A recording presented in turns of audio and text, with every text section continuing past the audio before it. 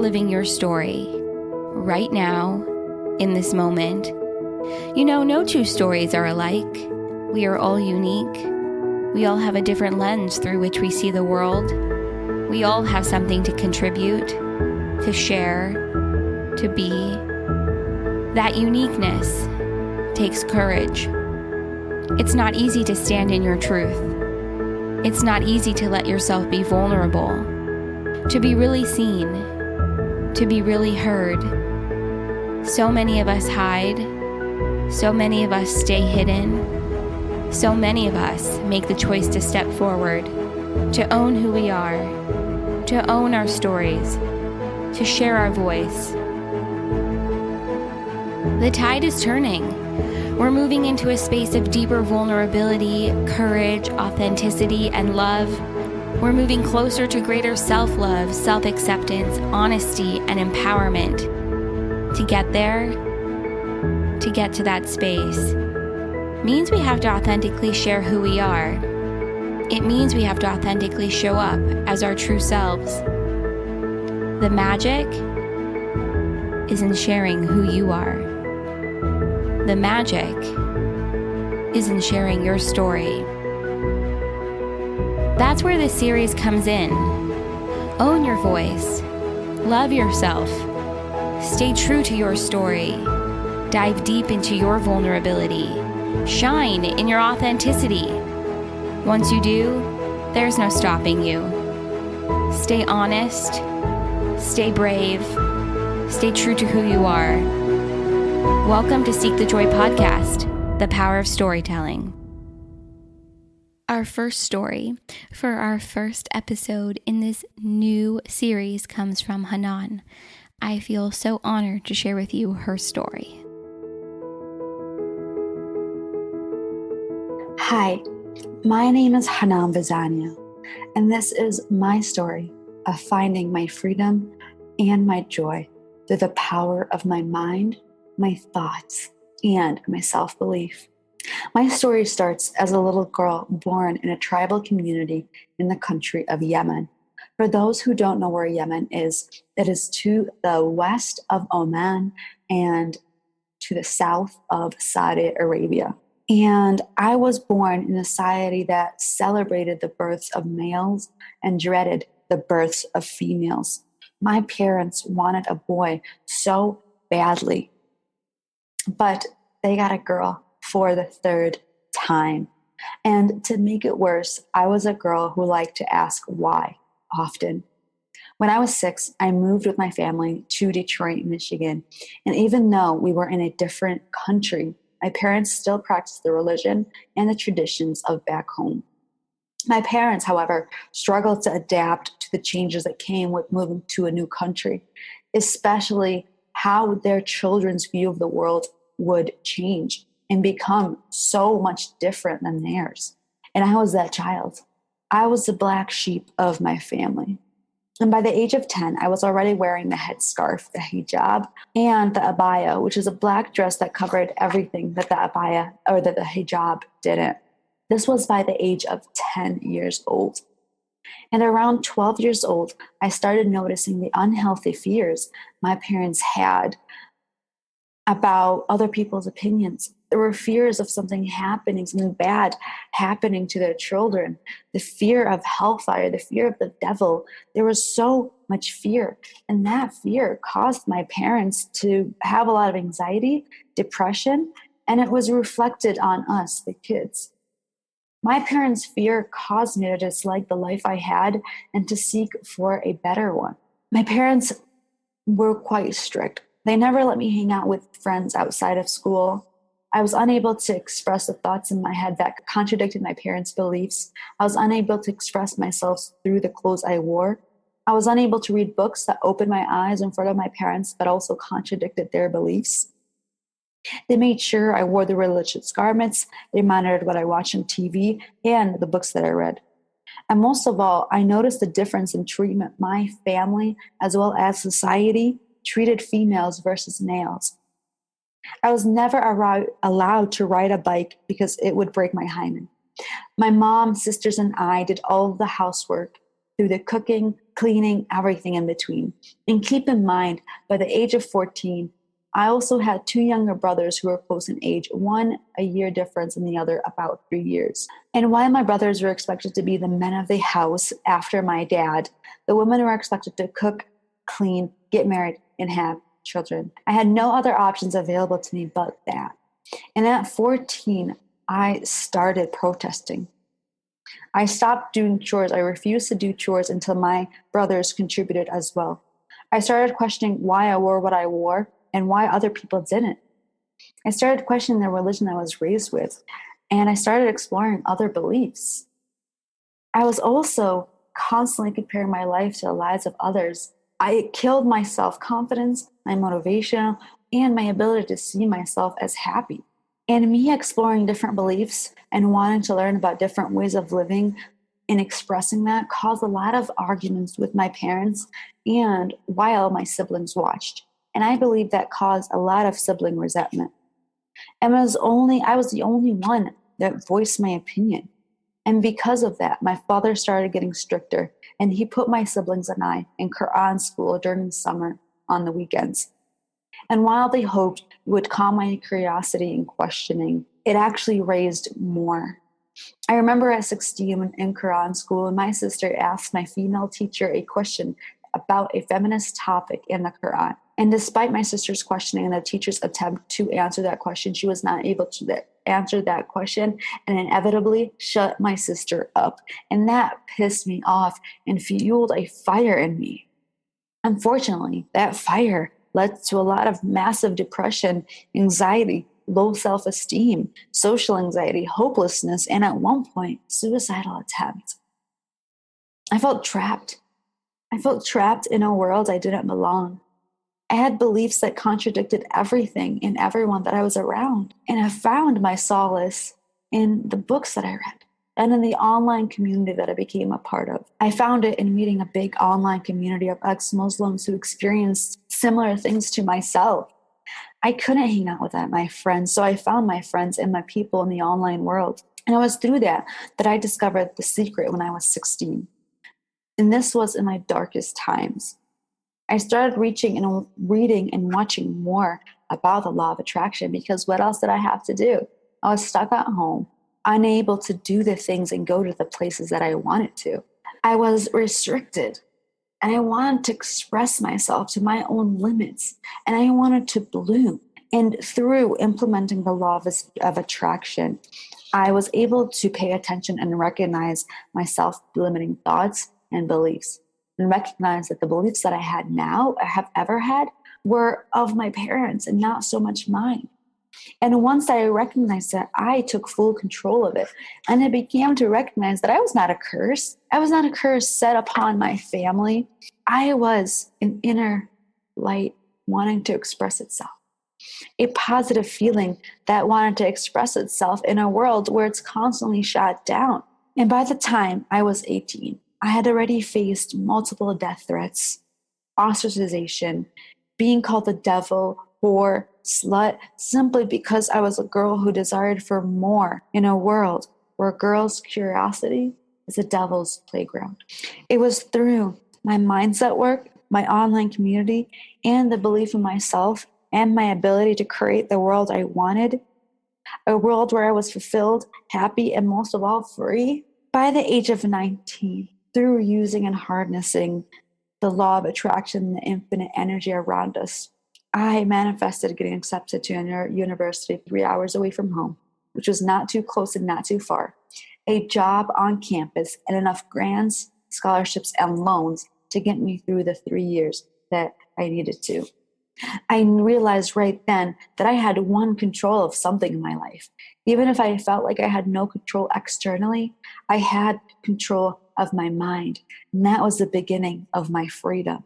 My mind gave me the ability to imagine whatever I wanted without parental or religious restrictions. I began visualizing the life that I wanted, and I thought about it every day. I stopped comparing myself to others, and I redirected my focus towards my goals. I had manifested my way out of a toxic home environment, and I thought I finally found my freedom. until I was in a new environment. Even though I left the environment I was in, the depression, anxiety, and fear still stuck with me. It's taken a few years to get myself into a peaceful, relaxed state where I'm no longer afraid of being alone with my thoughts. I have trained my brain to redirect negative thoughts to positive and to pay attention to the information that I ingest because it gets absorbed into my subconscious and that is reflected in my reality. I have also broken the walls that have been built up when it comes to expressing myself, when it came to having connections with people, when it came to being able to get close to another human being that was not my family. It's been 7 years since I left my home. And with my siblings, it's good. And unfortunately, my father has disowned me and we haven't spoken in a few years. While I wish things were differently, I wish things were better, I understand my parents, and they're only doing what they know best based on what they were taught. They, like myself and many people, are stuck in a generational or ancestral traumas passed down from grandparent to parent to children. And when something comes up that goes against that, fear and protection are the automatic responses. My parents only knew how to handle it as well as their parents did. And I'm a message to end that cycle. I want to be a message to people that what you believe is true for yourself and your life may not be true. It may only be what your parents or grandparents or whoever is around you has kept repeating to you. Through sharing my story, I have found that there are so many people who were at a place that I was. I've learned that we have so much power over our mind, and your life changes when you notice that you have power over your mind. And the only thing that you have control of is your mind. It's your internal thoughts and beliefs that you're constantly repeating to yourself, and your story, the story that you keep telling yourself. And once you begin to change the story you're telling yourself, your life slowly starts to change and become something that you want once you start telling yourself the story that you want to hear.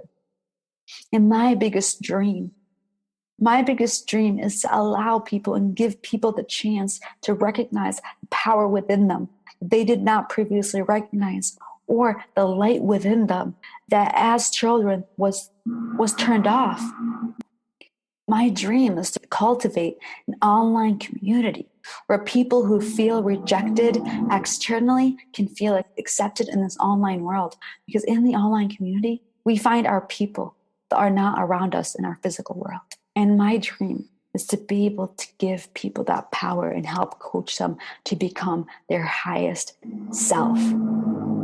My dream is to let people know that their true power comes from in here.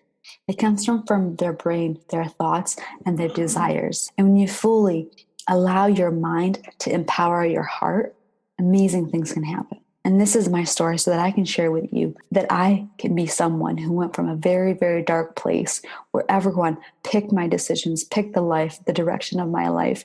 And I prioritized myself and picked the direction of my life. And my belief in myself and in my mind and my thought led me to an amazing life that I would not give anything for. And despite my rough background and my rough story, some people say I'm one of the most positive people they've met. And I want to let you know that it's possible, that you have a story and you can create your story. You create the direction and the end of your story. Thank you so much for this opportunity. And I hope all of you find your freedom and your joy within and express it in light. Let your wonderful light shine. Thank you. I am honored to read to you our next story, How I Became Sincerely Spiritual by Sarah Lynn. I've always been tender-hearted, a mediator, and a peacekeeper. I can remember it from a young age. I was a conflict manager all throughout school and decided to get my college degree in psychology, which was really a no-brainer. I've always been intrigued by human behavior and people, and I've always wanted to help in one way or another. I've always been a pleaser, and I realize now how much of that stems from my unconventional childhood. My parents were young when they had me, kids themselves really. They lived in a small town in Northern California. My mom was a wild child with a rebel soul, a tall, beautiful, outgoing blonde who lit up any room she walked into. My dad, a rock and roll loving stoner with long reddish hair, a talented musician, and a true hippie. I am the definition of it takes a tribe, and was raised by a big extended family, which I loved and wouldn't trade for anything. But that doesn't mean it was always easy or picture perfect. What I do know is that I was always surrounded by love, which I believe is the most important thing. I was raised going to church and learning about Jesus thanks to my grandma, who was always the epitome of perfection in my eyes. And I've been drawn to spirituality since a pretty early age. The first biggest turning point in my life was when my mom suddenly and unexpectedly passed away when I was 18 years old. There's a lot of backstory to her life, but I'll save that for another time. I remember falling to my knees and everything going blurry. I know I blocked a lot of it out and was always more concerned about my sister, who was 6 at the time, more than myself. I've lost a lot of people in my life, some very tragically, and I think that when that happens, it makes you curious about where they are and where we go after death. I was always naturally drawn to the meaning of life anyway, but the circumstances surrounding me just elevated it. Through this, I realized how emotionally strong I was, maybe to a detriment. I had to subconsciously put a wall around my heart in order to keep going and survive. I moved away a couple of years later to San Diego. I put myself through college and just figured out life as I went. I've had friends that have been with me my whole life, and I was with my ex-husband for 16 years, on and off, since high school. The story of my relationship isn't all negative. It was a growing experience. It's something I'll never regret or wish I could change. We had the perfect life on the outside. Almost no one knew there were any problems at all. I'm very good at putting on a happy face. But sometime in early 2015, I started to feel like I was changing. I was evolving and seeing things differently. I remember vividly one day hearing a voice in my head say, "Do you want a life that looks good on the outside or one that feels good on the inside?" I know that no one's relationship is perfect, but there were things I was realizing about mine that I started to feel like I couldn't live with anymore. We had been married for only a couple of years. We had purchased a beautiful home, both had good jobs and nice cars, but inside I slowly started to feel like my soul was dying. This was new for me because I'm a happy person, extremely loyal. My eyes never wandered. I never even thought about anyone else or a different life at all. This was more about something I was feeling on a soul level in my gut, and the pull started to get stronger. One day, I randomly made an appointment with my friend's intuitive healer, not even really understanding what it was at the time. Little did I know that this conversation would be a pivotal moment in my life. This lady, whom I had never met, seemed to know things and was explaining things to me that I already knew on some level in a way that made absolute sense. She said to me, "It's time for you to find your voice," and so many other life-changing things that made me stop in my tracks and really start to think about who I was and what I wanted out of life. I started reading, learning, and listening to everything I could get my hands on that was about life, self-help, and spirituality. My nickname from almost everyone was always Sweet Sarah, and my friends knew how much I loved good energy, so this wasn't completely out of left field for me to do. My ex-husband called it, quote, my journey, and I knew it made him uncomfortable, but he was never going to be a person that listened or tried to understand. It was just going to pull us further apart than we already were. Now, there are many ugly details I'm leaving out here, only because they aren't totally necessary for you to understand my story. But just know, as time went on, it got worse, not better. I tried and cried and soul-searched for a good year before I absolutely knew that it was over. I knew this situation would never change. It was time to go. I can't explain how, I just knew. I was starting to hear the call of my soul so loud that there was no ignoring it anymore. Leaving this relationship was the second biggest turning point in my life. And don't get me wrong, I wouldn't wish going through this on anyone, no matter the circumstances. It was gut-wrenching to leave behind basically all I knew for my entire life. It was beyond painful and scary. But bigger than all of that, it was time. When I moved out and got my own place, I would be living by myself for the first time in my life. When I finally got settled, it was like a wave of peace rushed over me. Despite the hard parts, again, I knew this was the right decision. Living alone in my own little peaceful, girly haven for the past year and a half has given me the space and the time and the ability to really get to know myself in a new way. This has led me to living life from a place of truth and helped me to figure out what it means to follow the calling of my soul. This has woken me up and made me see the hard truths of my life and take a good look at the people I've surrounded myself with and why. I finally put myself first, and it has been absolutely liberating. I do feel like I'm a totally different person. I now understand on a deeper level why we have to go through lessons in life. I understand now what it's like to have healthy relationships and have people that support you no matter what. I'm not settling anymore, and it's the best feeling ever. I'm choosing to do the work and continue to look forward instead of feeling sorry for myself or comparing my story to anyone else. People that know me notice the difference in me, and I love it. I'm choosing to live an inspired life in all areas, and with that comes a lot of change, which we all know can be scary, but I'm still choosing to step out in faith and take chances. Of course, I still don't have it all figured out. Of course, I'm still learning every day, and I continue to challenge myself to do things that I never would have dreamed of before. But this has now become my passion. I can't stop, nor do I want to stop expanding who I am and discovering the truths of life. So, what have I learned by going through these challenges? What I've learned is that everything is happening for you, to help you grow, to shape you, and to enhance your experience in life. And sometimes with that comes some hard stuff, like having to let go of certain comforts or things that no longer resonate with you. You'll know what this is by the way you feel, and it's so important to care about how you feel.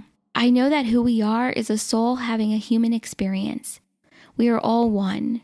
We are an extension of the universe and God, and our natural state is pure love.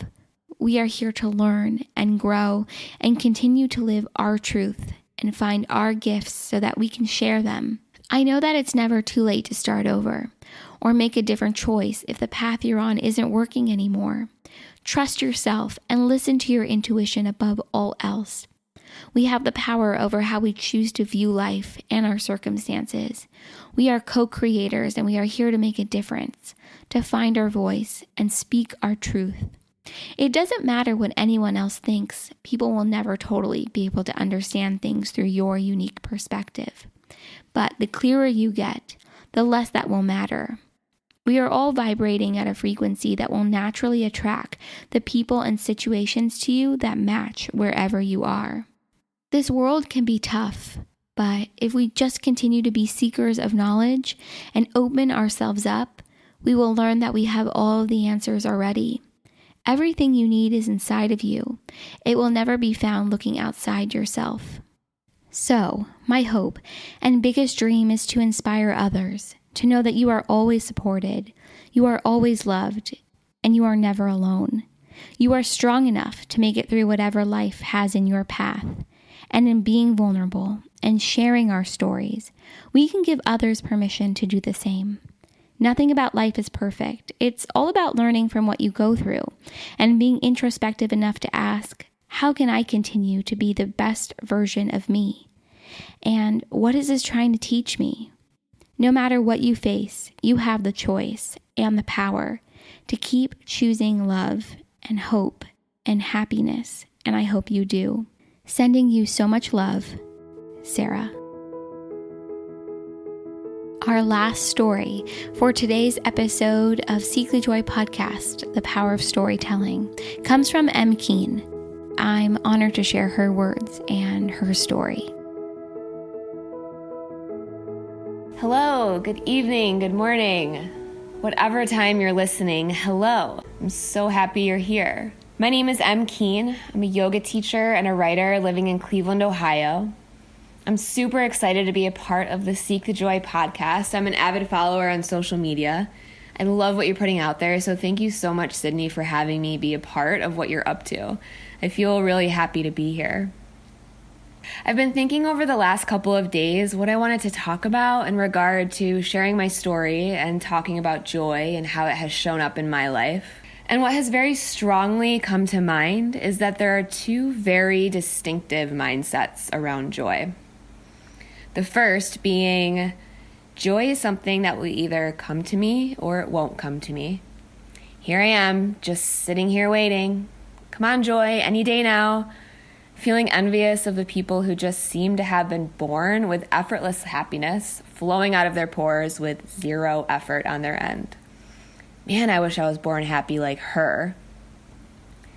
The other mindset is joy is something I create every single moment. Every single moment.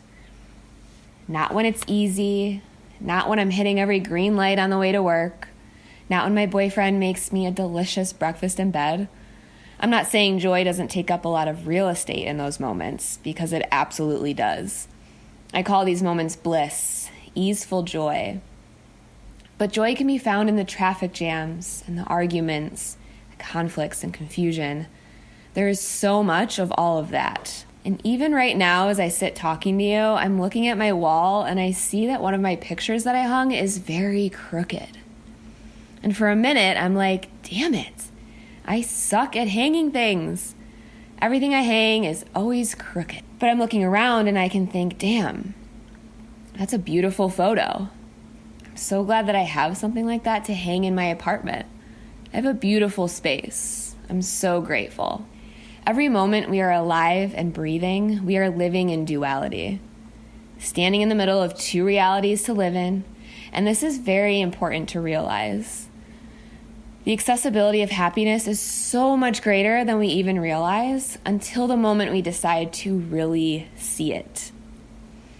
I don't want to over-glorify this, but with each complaint and celebration, there is its opposite, jumping up and down in the corner across the room, begging for your attention. And that little monster across the room, unfortunately, doesn't go anywhere. But with mindful dedication, we learn to coexist with it. We learn to mute it, and the strings that tie us to either mindset we choose to swim in are cut, and we begin living in complete control over the quality of our mindset and the overall quality and contentment with the life we are housing ourselves in. All of my life until about age 22, I was incredibly unhappy. I felt like a victim to my own life. Everything happened to me, and I had no control over the amount of good that I had in my life. There's something very crucial missing when living in that mindset: personal accountability. I didn't think that I had any control over the quality of my life and what was in it. People, jobs, relationships, experiences. Everything just was what it was, and that's just the way that it is. No ifs, ands, or buts about it. What I learned later is that this feeling of having no control led me to having no control over my choices, easily distracted and guided by the thoughts, opinions, and persuasion of others. It became this self-fulfilling prophecy of, I have no control over my life. I then become controlled by external influences, which then led to a deeper, more ingrained feeling of no control, thus proving to myself that I have no control, and so on it continued. This led to a lot of destructive behavior patterns. I was really deep in a fast lifestyle. I was working a very high-demanding sales job, working 70-hour work weeks. And my escape was going out with friends, drinking to black out, and actively chasing anything that felt like a tiny resemblance of love. Because I lacked any personal accountability, I didn't put any thought into what my choices were attracting into my life. I was lost, unhappy, and feeling without hope. I had the mindset that people sucked, everyone only looks out for themselves, and I didn't have a positive outlook at all for my future. I felt limited, stuck, and deeply, deeply unhappy. I'll never forget the morning I woke up from what felt like a lifetime of being in a coma. Call it God, the great unknown, source, whatever you want to call it. But as clearly as I can hear the sound of my own voice in this moment, I heard a message of guidance I didn't realize I had been desperate for. It said, Em, you are better than this. This is not your path. You think everyone sucks because you're actually surrounding yourself with really bad people. You have no hope for your future because where you choose to spend your time is holding you back from the life you're meant to be leading. You need to make a change right now, today, or things are not going to work out well for you. It's time. You know that it's time. That morning, I took the first honest look at myself I had ever taken.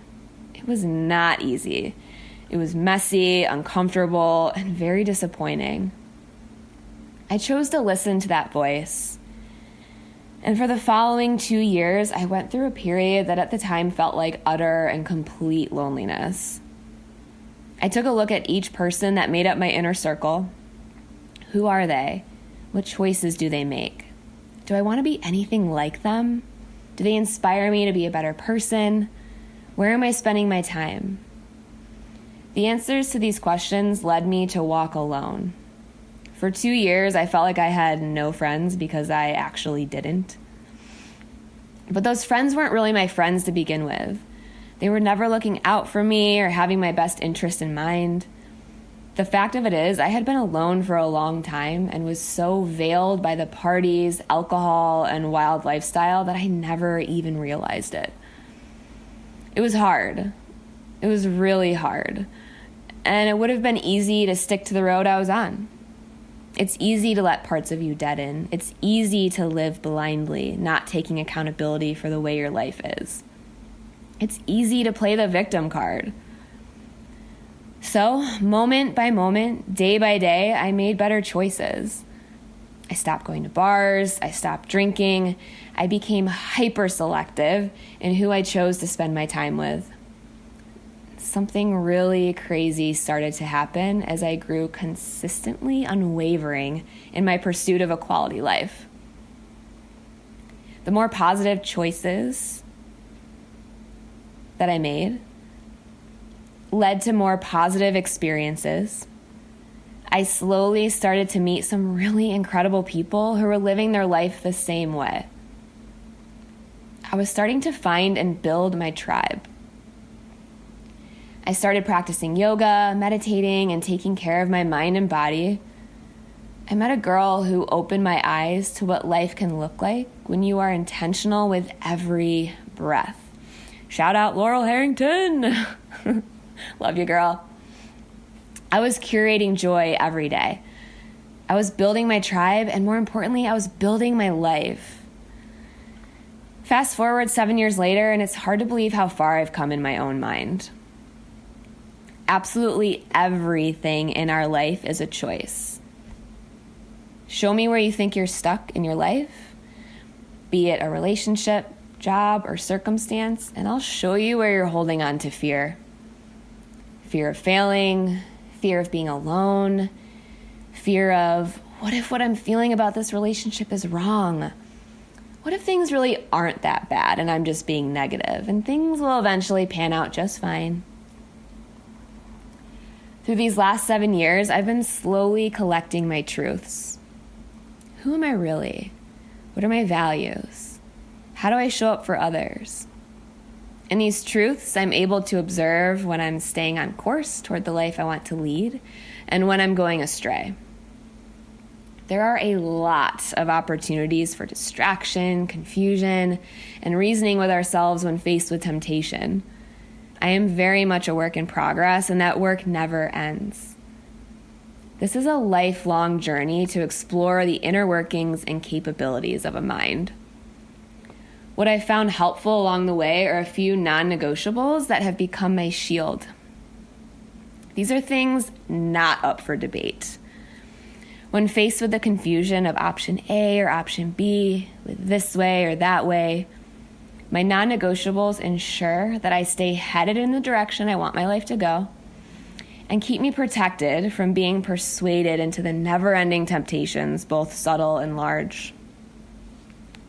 I hope that you'll be open to trying one or all of these non-negotiables on for size, adjust them, make them your own, And watch how simply bringing awareness to who you choose to be in each moment can drastically change the course of your life. You have more control than you believe. You deserve to make choices that support your growth, and you are so ready now. Boundaries is a big one. This is the grade A non-negotiable. And this will show up differently for each person setting them for themselves. Boundaries can be as simple as learning to unapologetically say no, to not look at putting yourself first as something negative or selfish. Your friends are going somewhere you're not comfortable going.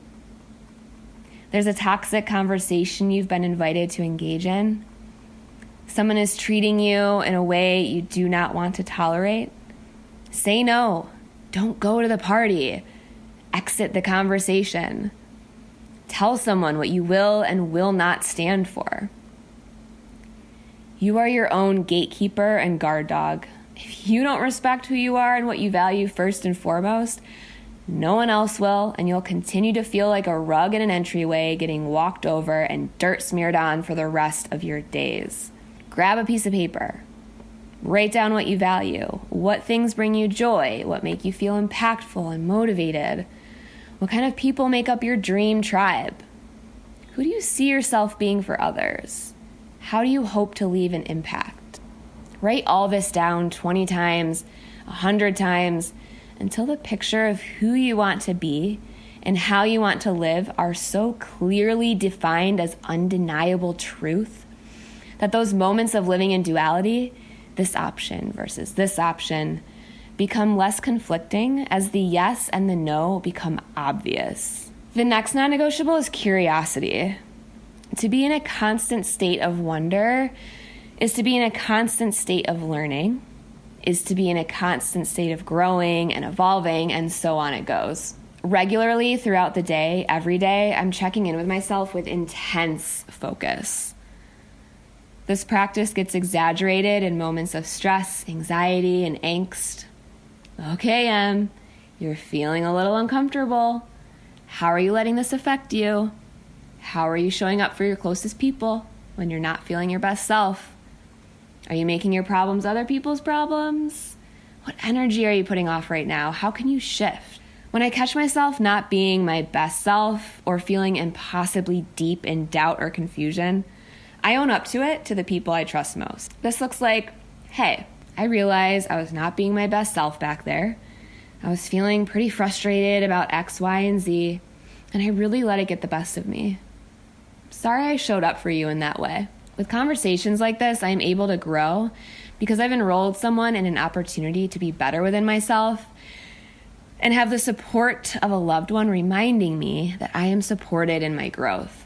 This curiosity shows up most for me in my moments alone, whether it be in traffic, dealing with a difficult teller at the bank, navigating how to approach a disagreement. You can become so curious that you develop the habit of always finding ways to do and be better next time. Coming up to bat a little more prepared to swing with each uncomfortable situation that may arise. I encourage you to be courageous enough to witness who you are, owning it, really owning it in every moment. You'll be surprised how far this practice alone could take you. The last non-negotiable is a doozy, authenticity. Isn't it weird that it's hardest to be who we naturally are? It's like our entire adolescence and early adulthood teaches us all the ways we aren't good enough and all the things we need to change about ourselves to fit a specific mold.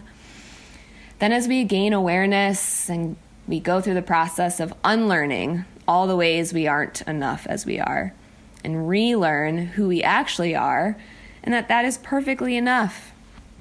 Your gut is an electrical center, and it gives the subtlest zaps that remind you when you aren't being authentic. Here's the thing. There is always going to be something to compare yourself to. There is always going to be someone more fit, with a more proportionate face shape, or thicker hair, or a more put-together life than you. And the problem becomes when all that shapes your own value and self-worth. If you spend your life trying to be like other people, you might as well walk around with a sleeping bag over your head and relinquish all your talents, passions, and curiosities for another person to have. Every breath taken and a thought of how you need to be more like him, her, and them puts another mile in between the life you are living now and the life you want to live. It puts another mile in between the people you want to be connecting with and the purpose you hope to lead. Your superpower is that no one else is you. Hone that shit. Be authentically you. If someone doesn't receive that with open arms, good. One more open seat for the people dying to have a spot in your corner. This makes me think of a quote by Brené Brown. She says, "True belonging doesn't require you to change who you are. It requires you to be who you are." So simple. Just be who you naturally are, unapologetically, and really believe that that's enough. Joy is something that is created every day through the choices you make, what you stand for, and what you choose to be a part of. You are never too far down the wrong way to turn around. You are never in the dark so long that you forget how to find the light. And you are perfectly capable, deserving, and ready to grab the life you've been wanting to live. Be bold and courageous enough to believe that the joy you wish you had has been jumping up and down in the corner across the room, begging for you to grab it by the hand and dance circles through the living room. You've got this. I believe in you. Thank you for listening to my story. If you can relate to anything I've shared today, reach out. I'd love to connect. You can find me on Instagram at m_Keen. I look forward to hearing from you. Thanks for listening. And thank you, Sydney, for having me on your podcast. Namaste. This is Seek the Joy podcast, the power of storytelling. Join us, share your story. For more information and to get involved, visit seekthejoypodcast.com. This series airs the third week of every month, and make sure to join us for Seek the Joy Tuesday.